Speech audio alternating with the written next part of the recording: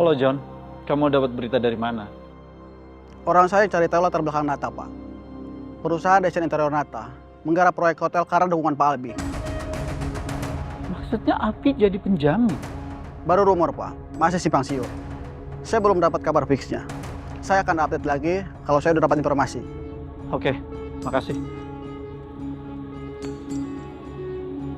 Kenapa Abi bisa senekat itu ya?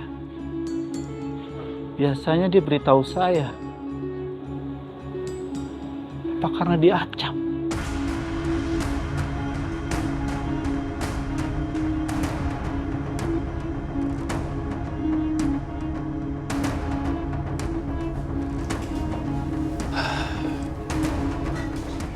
Gimana? Kaji ya, Mas? Kondisinya masih sama aja. Dan Mas juga jadi makin sedih.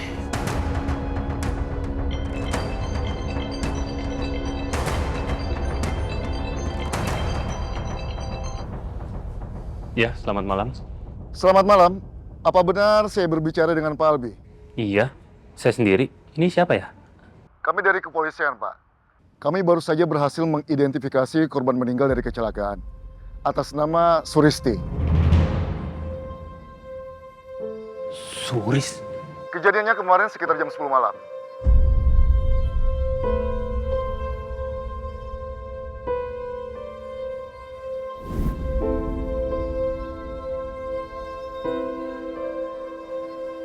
Ini nomor siapa ya? Tapi ini bukan nomor yang ngirim pesan sih. Suris. Mas Suris kenapa? Mas? Jadi kejadiannya baru kemarin malam ya? Iya, Pak. Karena saat evakuasi, tas dan ponsel korban kami temukan di lokasi. Mas apa? Kenapa? Kejadian apa? Mas Suris kenapa? Mbak Suris kecelakaan dan polisi baru berhasil mengidentifikasi orang itu adalah Suris ternyata. Oke, di rumah sakit mana sekarang Mas Suris? Ini kecelakaan kecil kan pasti? Mbak Suris, dia sudah tidak ada.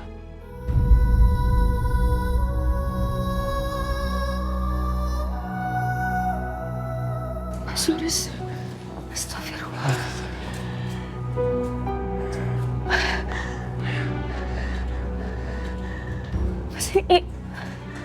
Mas, terus sekarang kita harus gimana, Mas?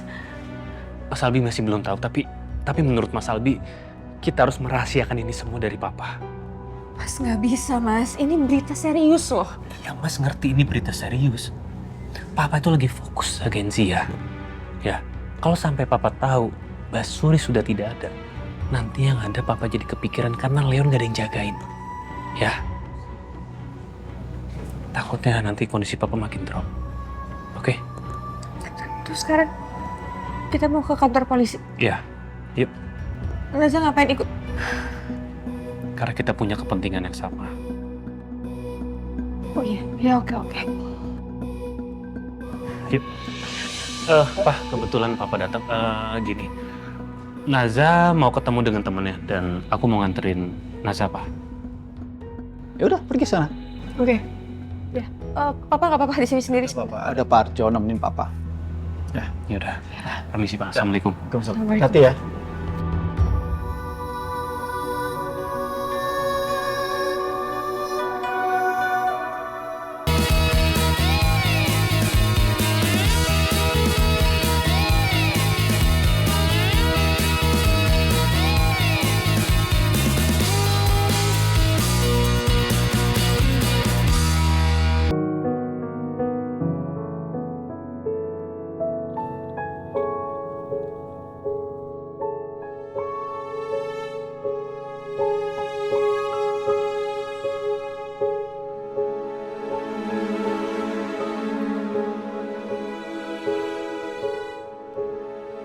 Selamat malam Pak, ada yang bisa saya bantu? Saya Albi, kebetulan saya tadi yang ditelepon dan saya kesini untuk membahas soal yang kecelakaan itu, Pak. Oh, silakan masuk Pak. Saya Ibtu Baskara yang menangani kasus kecelakaan tabrak lari yang menimpa saudari Suris.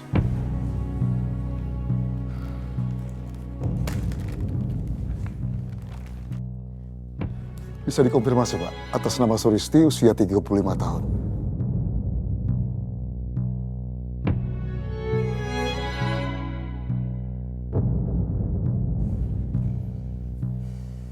Iya, Pak. Apa korban bekerja di rumah Bapak? Iya, Pak. Korban ditemukan di lokasi kecelakaan tabrak lari sekitar jam 10 malam. Posisinya dia sedang hendak naik angkutan umum dan menurut saksi, dia sempat meminjam HP orang lain untuk menghubungi seseorang.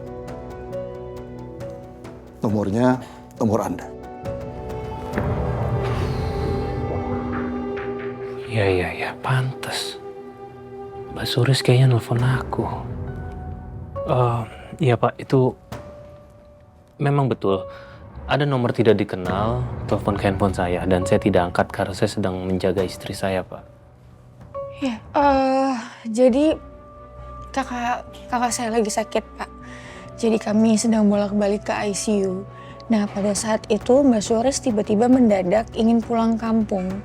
Dan dia menyediakan penggantinya dia. Dan memang sedikit aneh karena kondisinya sangat dadakan. Jadi korban ini orang dari daerah, Pak? Dia bilang sih dia mau pulang kampung, Pak. Tapi KTP korban bukan dari daerah, Pak. Apa Bapak tidak tahu tentang hal ini?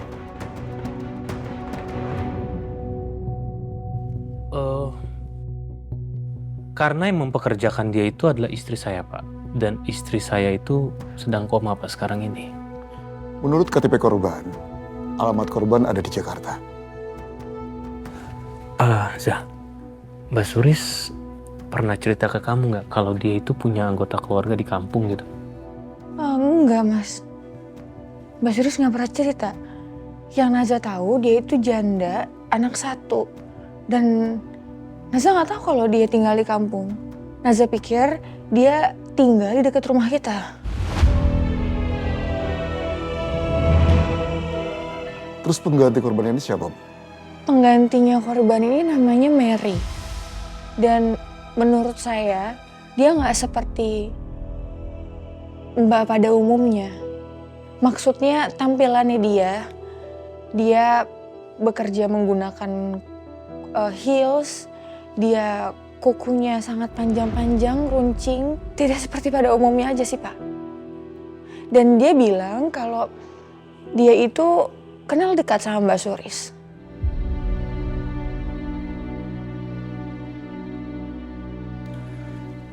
Ini tas korban.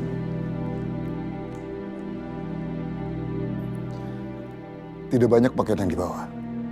Ini bukan seperti mau pulang kampung, tapi seperti pergi begitu saja.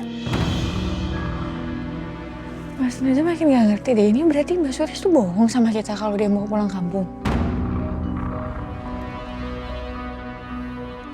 Dari CCTV sekitar lokasi, mobil yang menabrak korban menggunakan plat nomor palsu. Itu artinya, ini bukan kecelakaan biasa. Berarti pembunuhan dong, Pak? Kami masih selidiki, tapi indikasinya ke sana.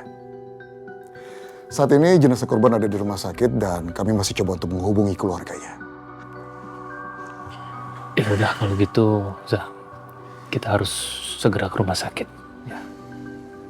Ya udah, Pak, kalau gitu terima kasih atas informasinya. Saya pamit dulu, Pak.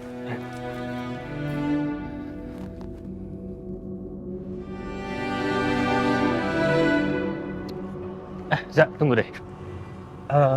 Mas mau nanya deh sama kamu. Kamu inget nggak? Sebelum Mbak Suris itu pergi, ya, dia ada ngomong sesuatu yang aneh nggak? Atau dia ngelakuin sesuatu yang mencurigakan? Enggak, Naza nggak inget, Mas. Ya, karena Mas ngerasa ada sesuatu yang janggal sih. Soalnya gini, Mbak Suris itu kan orangnya apik ya kalau kerja.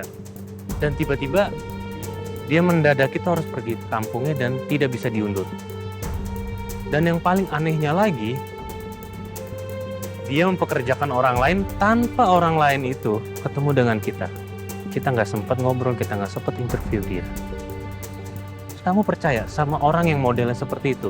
Dan tadi kan kamu di kantor polisi juga sempat bilang kalau siapa namanya Suster Mary ya? Suster Mary itu cara ngomongnya juga beda, kukunya juga tadi kamu bilang panjang-panjang. Terus kita mempercayakan Leon sama orang seperti itu. Kamu percaya sama orang seperti itu?